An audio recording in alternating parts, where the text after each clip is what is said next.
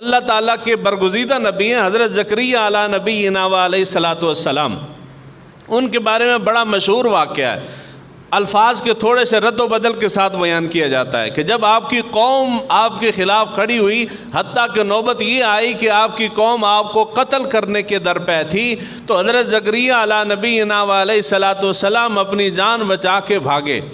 آپ جنگل میں تشریف لے گئے، جنگل کے اندر قوم پیچھے تھی، جب قوم بالکل قریب آ گئی اور کوئی چھپنے کی جگہ نہیں تھی، تو بعض بیان کرنے والے کہتے ہیں کہ اللہ کے نبی نے اس درخت کو کہا کہ مجھے پناہ دے، درخت پھٹ گیا۔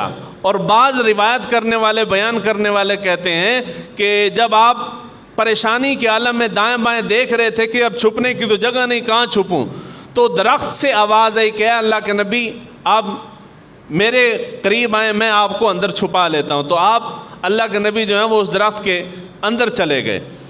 وہاں آ کے شیطان نے دو چیزیں بیان کی جاتی ہیں، ایک یہ ہے کہ شیطان پیچھے تھا، یعنی وہ جو قتل کرنے کے لیے بنی اسرائیلی آ رہے تھے ان کے ساتھ تھا، اس نے دیکھا آپ کو اندر چھپتا ہوا تو اس نے چادر کا ایک کونا پکڑ لیا۔ جب درخت بند ہوا تو وہ چادر کا ایک کونا اللہ کے نبی کا باہر رہ گیا۔ جب قوم پہنچی تو اس نے کہا کہ یہ دیکھو جس کو تم ڈھونڈ رہے ہو وہ اس درخت میں چھپا ہوا ہے، تو تم نے قتل کرنا ہے تو لاؤ آرا اور اس کو کاٹ دو۔ تو انہوں نے پکڑ کے کاٹ دیا۔ مسند الفردوس کے اندر روایت ہے، انہوں نے یہ شیطان کا نہیں لکھا، بس انہوں نے یہ لکھا ہے کہ جی وہ اللہ کے نبی جب اندر داخل ہوئے تو چادر کا کونا باہر رہ گیا۔ اس کو دیکھ کے ان کو اندازہ ہوا کہ یہاں زکریا چھپے ہوئے ہیں، اور وہ آرا لائے۔ بعضوں نے کہا کہ اس کو جلا دیتے ہیں، بعضوں نے کہا ہو سکتا ہے جلائیں تو وہ زندہ بچ جائیں گے، تو ایسے کرتے ہیں کہ آرا لگا کے ان کو کاٹ دیتے ہیں۔ تو وہ کاٹ دیا گیا۔ اللہ کے نبی درخت میں ہیں، قوم باہر کھڑی ہے، آرا لایا گیا اور آرے سے نبی کو کاٹ دیا گیا۔ یعنی یہ مشہور روایت ہے، آپ نے سنی ہے، بارہا سنی ہے اور جلسوں میں بیان بھی ہوتی ہے۔ بیان کرنے والوں نے حد کی ہے، وہ کہتے ہیں کہ جی جب انہوں نے کاٹا نا تو اب کہتے ہیں جی نبی کو تو اس طرح کی، یہ نبی کے مقام و مرتبے کے خلاف ہے، مگر اللہ تعالیٰ نے ان کو سزا اس لیے یہ دی، آرے سے کاٹے جانے کی، چرنے کی سزا اس لیے دی کہ انہوں نے رب کے سوا کسی اور سے مدد مانگی تھی۔ معاذ اللہ، استغفر اللہ۔ ایک سچا مومن، کامل مومن جو ہے وہ رب کی ذات کے ساتھ شرک نہیں کرتا، تو وہ نبی نے کیسے شرک کیا؟ یہ نبی کے مقام و مرتبے کے خلاف ہے۔ تو انہوں نے جی درخت سے مدد مانگی، وہ درخت سے کیوں کر مدد مانگیں گے کہ کیا رب نے ان کو چھوڑ دیا تھا؟ ایسا پوری تاریخ میں نہیں ہوا کہ اللہ تعالیٰ نے کسی کو نبی بنایا اور نبی بنا کے چھوڑ دیا ہو۔ رب نے جس کو نبی بنایا، اللہ تعالیٰ نے اس کو سارے انسانوں سے ممتاز کر کے بھیجا ہے۔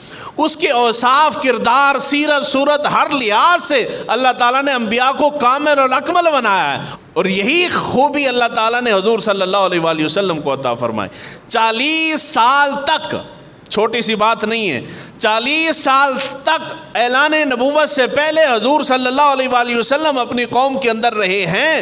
1,24,000 انبیاء میں سے یہ شان، جداگانہ شان اللہ تعالیٰ نے صرف حضور کو عطا فرمائی۔ 40 سال تک سچے تو سارے نبی تھے، مگر ان کے اوپر تہمتیں، الزامات لگی ہیں۔ 40 سال تک حضور کی ذات پہ الزام بھی نہیں لگا۔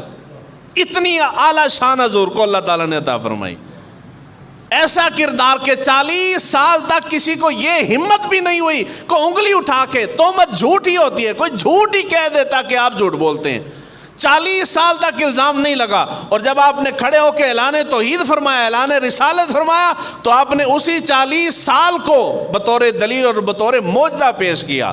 میں کہوں گا کہ میں نبی ہوں اور تم کہو گے کہ اس کے اوپر دلیل کیا ہے، تو دلیل یہ ہے کہ 40 سال میں تمہارے اندر رہا ہوں، 40 سال میں میری زبان سے کبھی جھوٹ سنا ہے تو بتاؤ۔ سب بیک زبان بولے کہ نہیں ہم نے آپ سے جھوٹ نہیں سنا۔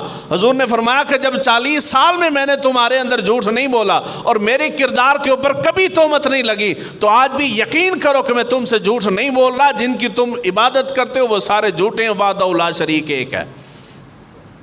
یعنی اتنی اللہ تعالیٰ نے انبیاء کو شان عطا فرمائی۔ تو آپ ایک لمحے کے لیے تصور کرتے ہیں کہ اللہ تعالیٰ کے نبی نے اس طرح کسی غیر سے مدد مانگی ہوگی۔ اب آ گیا واقعہ۔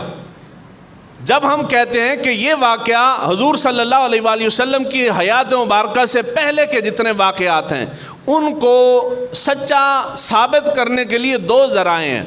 یا تو ان واقعات کو قرآن بیان کرے گا تو ہم تک پہنچے گا، ہم کہیں گے کہ جی یہ واقعہ ہوا ہے۔ اگر قرآن بیان نہیں کرتا تو دوسرا ذریعہ حضور کا ہے، حضور صلی اللہ علیہ وآلہ وسلم بیان فرمائیں گے کہ فلاں نبی کے ساتھ یہ واقعہ ہوا ہے۔ تیسرا ذریعہ اور کوئی ذریعہ نہیں ہے۔ کون کہہ سکتا ہے کہ کس نبی کے ساتھ کیا ہوا تھا؟ تو قرآن مجید کے اندر بھی حضرت زکریا علیہ نبینا علیہ الصلوۃ والسلام کا یہ واقعہ موجود، اشارتاً بھی موجود نہیں ہے۔ رہ گیا احادیث مبارکہ، تو احادیث مبارکہ میں بھی نہیں ہے۔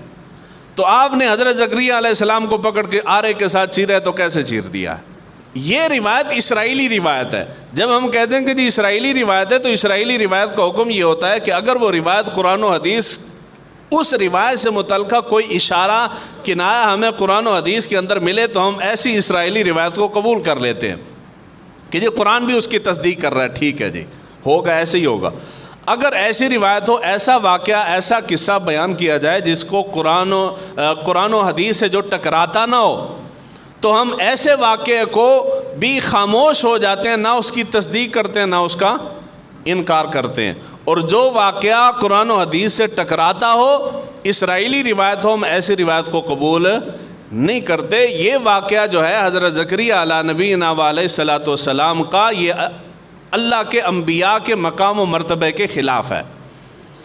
اس لیے صرف میں نہیں کہہ رہا، میں ہوں ناقل۔ جب میں بیان کرتا ہوں تو کہتے ہیں کہ جی مولوی صاحب بہت ساری روایتوں کو رد کر رہے ہیں، وہ کہتے ہیں کہ جی فلاں روایت ایسی میں نہیں کہہ رہا۔ خدا کی عزت کی قسم ہے، کسی ایک روایت کو میں نے نہیں کہا کہ فلاں روایت جھوٹی ہے، میں صرف ناقل ہوں۔ میں کہتا ہوں کہ جی فلاں امام نے اس روایت کو کہا ہے کہ یہ جھوٹی ہے، بس اتنی سی بات ہے۔ میں نے کوئی حکم نہیں لگایا، میں کہتا ہوں کہ فلاں امام صاحب نے کہا ہے، تو میں صرف ناقل ہوں، نقل کر رہا ہوں۔ یہ روایت سندن ثابت نہیں ہے اور یہ اسرائیلی روایت ہے، جھوٹی روایت ہے، انبیاء کے مقام و مرتبے کے خلاف ہے۔ اس لیے یہ واقعہ من گھڑت ہے، بیان نہیں کرنا چاہیے کہ اللہ تعالیٰ کے نبی حضرت زکریا علیہ السلام نے درخت سے مدد مانگی اور آپ کو آپ کی قوم نے آرے کے ساتھ چیر دیا۔